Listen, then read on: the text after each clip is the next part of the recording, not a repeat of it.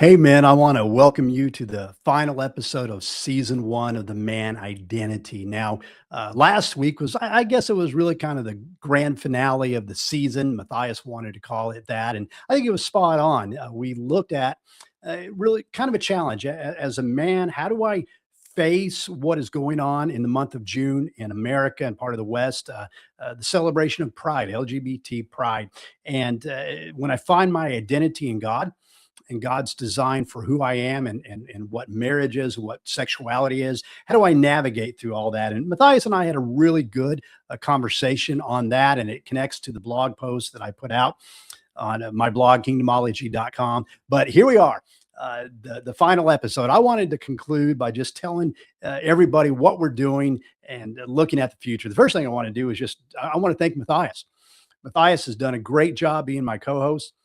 Had a lot of really good ideas, his creativity, and it was really his idea that we ought to put this on YouTube as well. And I would not have thought about that. So Matthias, thank you so much. But it's been a good season. We kicked this off in September and we made a promise that we're going to do at least one season and see how it goes from there. And the driving force, guys, was just to lift you up, to encourage you. Why?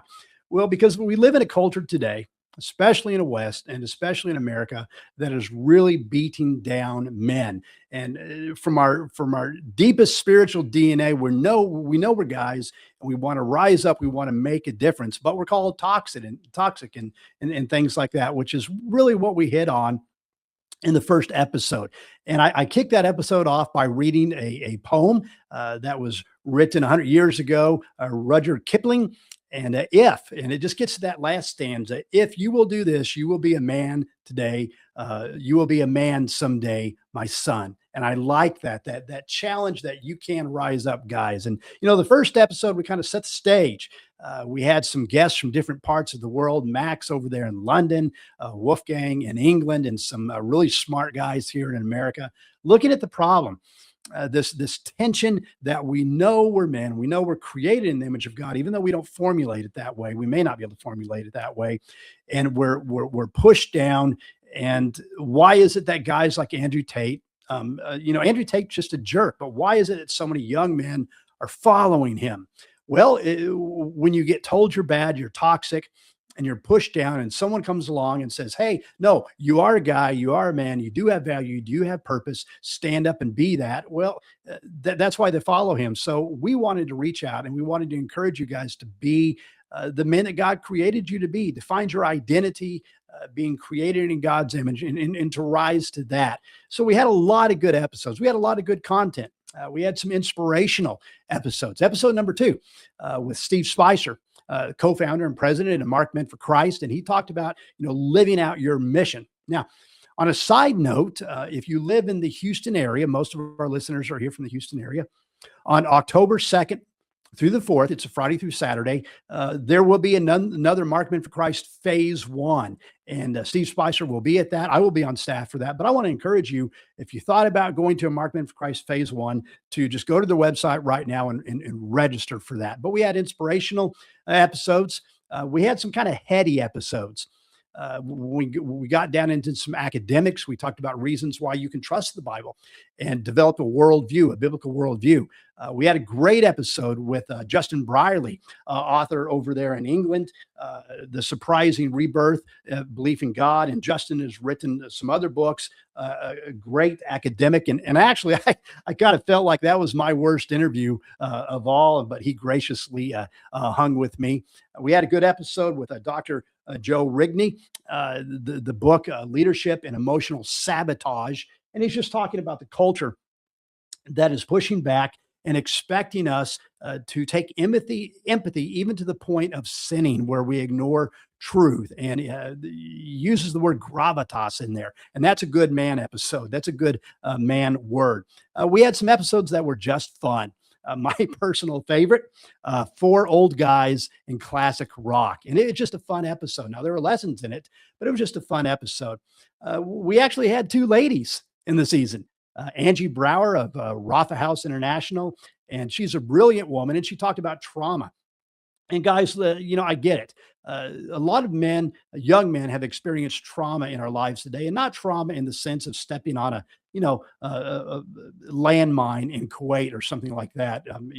A Baghdad, Afghanistan, something like that. But just when you grow up with dads who are in and out of your life, and there's abuse, and this actually produces trauma, and we get stuck.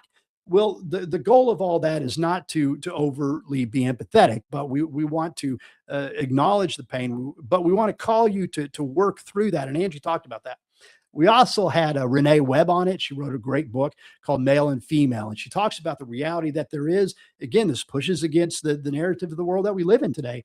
There is a beautiful divine image and uniquely male and female. And we want to celebrate that. And I didn't realize this. Renee brought it up. But when we go to heaven, for me, I'm always going to be a male. When I go to heaven, I'm going to be male. Now, not in the same body that I have now, but there's something unique built into us as male and female. And then also Renee kind of went off on another tangent that I asked her to do, to kind of be a mother. Give motherly advice, because there's a lot of young men who want to find a bride, they want to get married, but they just don't know what to do. And Renee was able to do some of that. We had a lot of challenging episodes, some good solid content. It was just a good season, and I appreciate the feedback. So what are we going to do? Because we finished the season up here. Well, we are going to take the summer off a few months to take some time to pray about it, to plan, to think about it.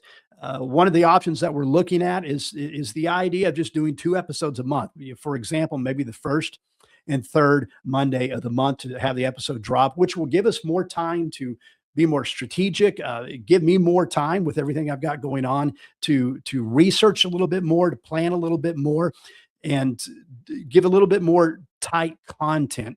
At the same time, maybe drop in a short every other week as well. But that's one of the options we're looking at. We're going to be thinking about this, praying about this, studying about this over the summer. But I also want to hear back from you. I want to hear from guys who have some input that they want to give, some suggestions, some encouragement. If you're watching on YouTube, you can put that in the comment box there. You could also send us an email. themanidentity@gmail.com, or you can send it directly to me. You go to the church website, Cypress Crossings Christian Church, find me there and send me an email, and we'll work with that. And we've already gotten some feedback. It was interesting.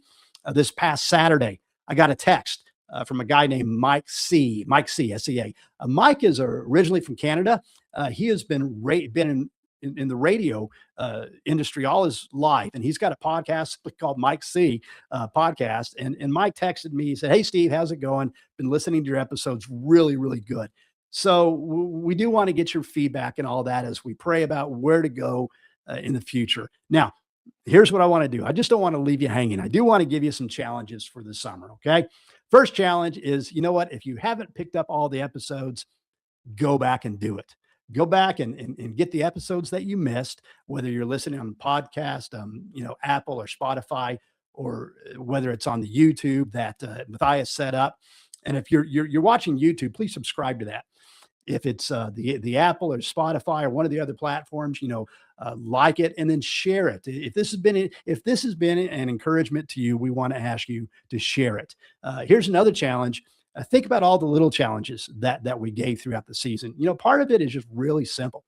In other words, when you go to Walmart, you go to Lowe's, Home Depot, or whatever they have there in Germany or London, and you're done shopping, don't be the guy that just kind of leaves the shopping cart there. Put it away. Part of being a man is all the little things, doing the little things right. And then some personal things as well. One of the challenges that we gave a lot, young men, you want to get married someday. You want to find a bride, but you're scared. And I just want to encourage you to ask the girl out. You find a young lady. You're seeing the fruit in her that's the kind of lady that you want to be. Just ask her out. Are you going to get rejected sometimes? Yes, you are. But continue to grow into the man you need to be. One of the episodes that Matthias and I did together, it was simply this idea of what are the things that I need to know before I find the girl I want to marry. But the challenge is just step up to the plate. Step up to the plate. Do the little things. One of the things that we hit on a lot. Guys, you want to be the man that you can be. Well, spend some time with older men. If you are not part of a solid church where they're preaching the Bible, they love Jesus, they love you, dude, stop making excuses. Stop making excuses. Just stop it. If you're in the Northwest Houston area, come check us out over the summer. Cypress Crossings Christian Church. I'll be there all summer. Eddie, our associate minister, is there. But get involved with other men. But here's the big challenge. Okay, I'm calling this the Don't Be the Nation Challenge. What are you talking about, Steve? The Nation. Well, the Nation is a journal that's been in America for quite a long time. And I didn't realize this. It's kind of a socialist journal. Actually, one of my friends told me that in the 1930s, they were supporting socialist candidates. So they were actually even too liberal for FDR. But they put out an edition, the June, July, and August edition over the 250th anniversary of the signing of the Declaration of Independence. Now, my friends, listeners who are over in England or Germany, you might be thinking that, Steve, that doesn't, where's the application? Track with me, okay? So there are a lot of people who are just excited about the history in the United States of America, about the 250th anniversary of the signing of the Declaration of Independence, and they recognize the good. They see the good. Have there been problems in American history? Yes, there have been. And what the Nation did, the entire edition, it was just this expo of article after article after article about how bad America is. Just one after another. America did this wrong, did this wrong, did this wrong. We're bad, we're bad, we're bad, we're bad. And I just really had a negative knee-jerk reaction. My wife helped me calm down a little bit. But one of the things I wanted to say, and actually, if you follow me on X or Facebook, my X is Steve Hinton Author account, but I made the comment, for a group of people that hate America so much, you seem to have forgotten that America gave you freedom of the press. Okay. Now I got to make sure I don't go too far down on this rant, but here's my point. Okay. Don't be the nation. Don't be the guy that is always looking for the negative, always pointing out the negative. Are there problems? Yes, there are. But don't be the guy that especially is myopically looking at the problems of someone else. Rather, I want to challenge you to be the other guy, to be the man that says, okay, there are issues there. What am I going to do about it? Instead of being the guy that's saying to the nation, hey, I need my government to do this for me. I need my church to do this for me. I need my boss, my spouse. I need other people to do this for me. I want to challenge you to be the guy that steps up to the plate and says, hey, what can I do to make the world better? What can I do to make this nation better? What can I do to make my church better? What can I do to make my family better, my job better? I want to challenge you to step up to the plate and be the guy that says, God created me in his image. He's given me gifts and abilities and talents. And maybe I get discouraged, so I need a band of brothers to help lift me up. Times I want to throw in the towel. I need to be with other guys to lift me up and encourage me. But I'm going to be the guy that's not looking around for problems, that's not looking around for a fight, that's not just griping and whining. But I'm going to be the guy that steps up to the plate and builds for a better tomorrow. So as we look toward another season of the Man Identity over the summer, go back and look at the other episodes. Share them. Look at the small things. Part of being a man is giving attention to the little things. Am I paying my bills on time? Am I showing up to work on time? Am I doing the little things? Am I being consistent in being with the saints at the church? And am I going to be a man? I'm going to challenge you guys. Be a man who looks at the world from an attitude of, I'm going to build good instead of whining and tearing down. Guys, I believe in you. I know you can do it. So go out, make the world a better place. We'll see us, and we'll see you again soon. Be strong.